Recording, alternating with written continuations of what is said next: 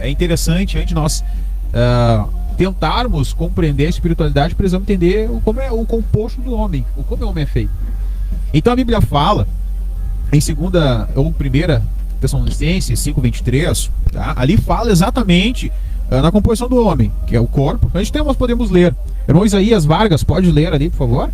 1ª Tessalonicenses 5:23. Diz assim: e o mesmo Deus de paz vos santifica em tudo, e todo o vosso espírito, e alma, e corpo. Amém. Então, aqui trata exatamente, na verdade, porque nós somos, como a teologia nos dá um termo, tricotômico, certo? Nós somos divididos em 3 partes. Então, para nós entendermos isso exatamente, existe o corpo, há um corpo, tá? Nós temos, ou podemos dizer aqui, eu posso colocar que há 2 corpos, tá? O corpo material e o corpo espiritual, que é exatamente o espírito, certo? Ou seja, o nosso corpo físico, ele é material.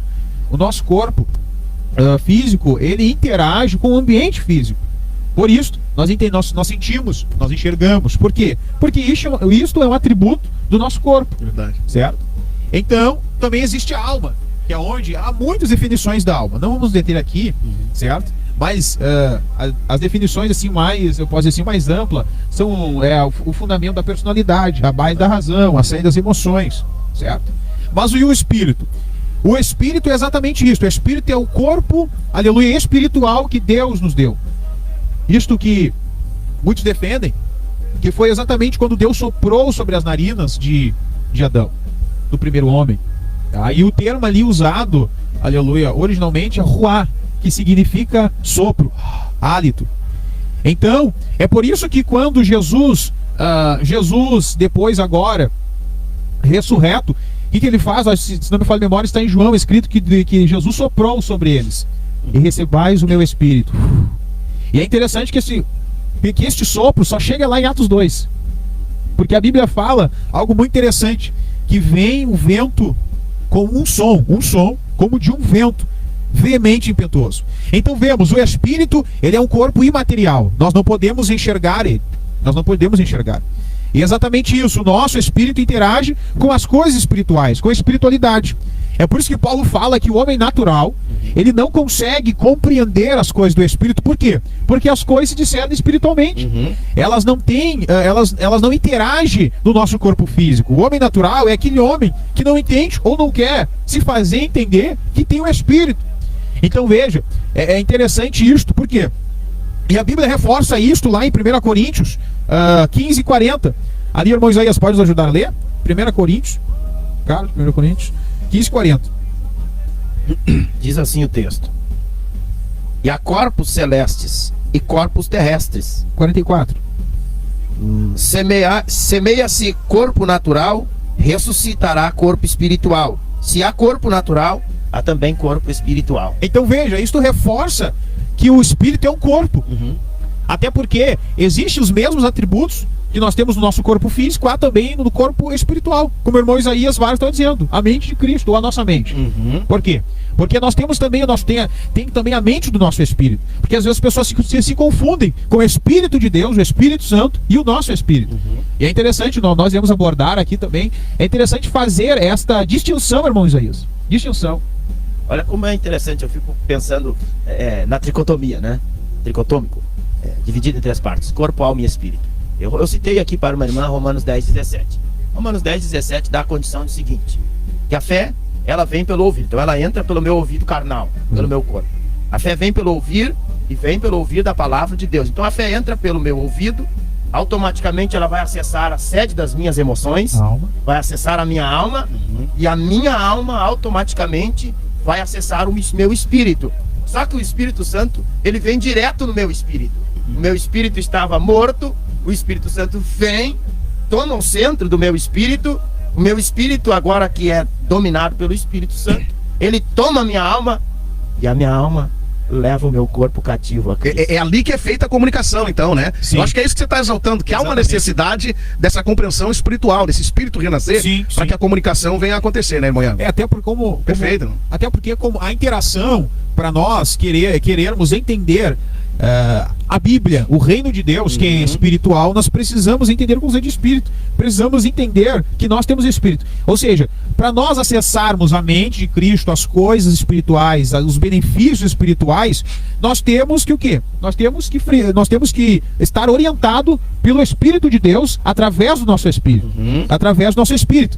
E como eu conseguirei ser espiritual? Alimentando o nosso espírito. Por quê? Porque há duas naturezas dentro de nós. Como eu havia falado, a natureza, a nossa carne, a nossa vontade, que está sujeita ao pecado, e ao nosso espírito, certo? Este espírito, o nosso espírito, ele vem de Deus. Ele vem de Deus. Então é santo. O nosso espírito, então, para não se confundir, podemos falar que é um espírito santificado, certo? Então nós seremos guiados pela natureza pela qual nós mais alimentamos. É como se fosse um leão. Um leão. Você tem um leão. Aí você tem 2 leões. Aí para um, você dá 10 quilos de carne. Para outro, você não dá nada, é vegetariano. Quem vai vencer? O mais fraco ou o mais forte? O mais alimentado. Sim. Vai vencer, não é? Então, é interessante que nós, é por isto, é exatamente isto que nós queremos que os irmãos, que os ouvintes entendam. É para que você alimente o seu espírito. Para que os ouvintes, irmãos Isaías, entendam a importância de ler a palavra de Deus. Não só ler. Aí vem o alimento do espiritual, né? Exatamente, porque a palavra de Deus é que nos alimenta. É o que vem de Deus. É interessante agora que eu falei, por quê?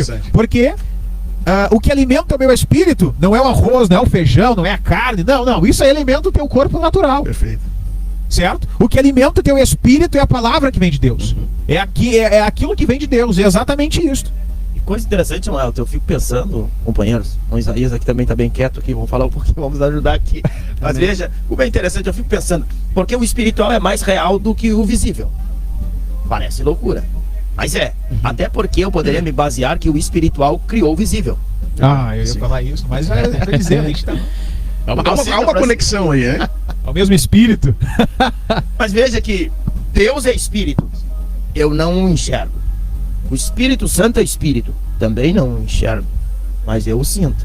Aleluia. Eu não posso ver o vento, mas eu não posso negar as suas reações ou as suas ações.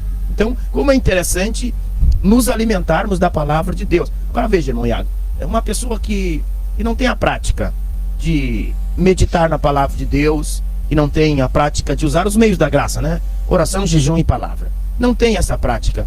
Automaticamente ela vai definhar e vai morrer, correto? O corpo espiritual não vai ter subsistência, não vai suportar. Por quê? Porque Paulo ele fala uma expressão muito forte, mas é uma expressão tremenda para nós entendermos que o nosso corpo foi vendido como escravo ao pecado, caso da lei. Ou seja, o nosso corpo está sujeito à prática do pecado. Então, quando o homem pecou, quando entrou o pecado na humanidade, o que aconteceu? Eu posso dizer que ficou o pecado, ele pesou na balança. Por quê? Porque nós temos que entender que nós vivemos no mundo físico. Nós vivemos, posso dizer assim, num terreno hostil para o nosso espírito. Então, é exatamente isso. Mas é interessante que as duas partes, nós somos trictocômio. Mas é interessante que as duas partes, eu não digo que são espirituais, mas elas são invisíveis, elas são imateriais. E somente o nosso corpo físico é para onde nós mais pendemos. Nós caímos na realidade quando Adão pecou, nós chamamos de depravação total, não é? E o homem saiu da direção do plano ideal de Deus. Do plano ideal de Deus. E ele caiu no plano alternativo. E o plano alternativo, ele é um plano perigoso, não é? Sim, é um caminho, é um atalho. Atalho. Então veja que a depravação total, ela afetou o homem por inteiro.